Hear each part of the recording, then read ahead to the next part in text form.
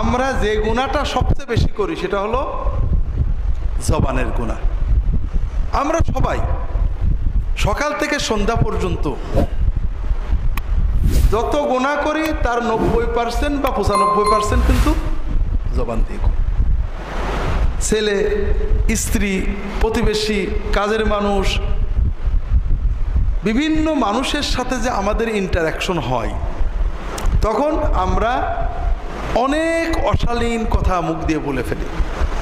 আমরা বুঝিও না যে এগুলো গুনাহ, অথচ আল্লাহ রসুল সাল্লাল্লাহু আলাইহি ওয়াসাল্লাম বলেছেন, হাল ইয়াকুবুল ইনসানা আলা উজুহিহিম ফিন্নার ইল্লা হাসাইদু আলসিনাতিহিম। মানুষদেরকে জাহান্নামে ফেলবে, উপুড় করে জাহান্নামে ফেলবে, তার মূল কারণ হলো তার জবান। জবান জবান আল্লাহ তাআলা আমাদের জবানটা দিয়েছে। আমাদের অনেকগুলো অঙ্গ প্রত্যঙ্গ আছে। হাত, হাতের গুনাহ আছে, চোখ, চোখের গুনাহ আছে, পা, পায়ের গুনাহ আছে, কিন্তু সবচেয়ে বেশি গুনাহ করে আমরা কি দিয়ে? জবান দিয়ে।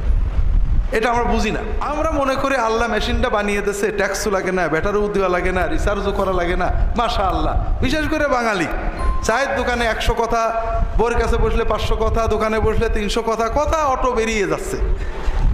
আর আল্লাহ বলছেন, ওমা ইয়ালফিযু মিন কাউলিন ইল্লা লাদাইহি রাকিবুন আতীদ।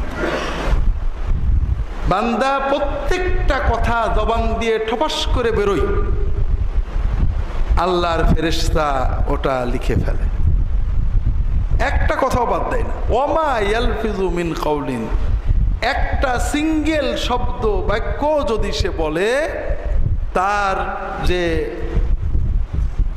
রাহারাদার, তার যে ওয়াচার তাকে সংরক্ষণ করছে, সে ওটা লিখে ফেলে। কাজেই এজন্য আল্লাহ রসুল সাল্লাল্লাহু আলাইহি ওয়াসাল্লাম আমভাবে বলেছেন, সাধারণভাবে বলেছেন, মান কানা ইউমিনু বিল্লাহি ওয়াল ইয়াউমিল আখির ফালইয়াকুল খায়রান আও লিয়াসমুত। যদি তোমার আল্লাহর উপরে আর আখিরাতের উপর ঈমান থাকে, তাহলে কথা মুখ দিয়ে বের করলে ভালো কথা বের করবা, নইলে তালা মেরে থবা, চুপ করে থাকবা। আল্লাহ রসুল সাল্লাল্লাহু আলাইহি ওয়াসাল্লাম অন্য হাদিসে বলছেন, মিন হুসনি ইসলামিল মারই তারকুহু মা লা ইয়ানি। আপনি যদি ভালো মুসলমান হতে চান, তাহলে যেটা আপনার জন্য প্রয়োজন না ওইটা বাদ দেবেন। আপনি দোকানে বসে আছেন, রাজনীতির কথা হচ্ছে, আবহাওয়ার কথা হচ্ছে, আমেরিকার কথা হচ্ছে, দেখবেন আপনি কোনো অনুভূতি ছাড়াই অংশ নিয়ে ফেলেছেন, কথা আর আপনি চাপতে পারেননি, একটা বেরিয়ে গেছে।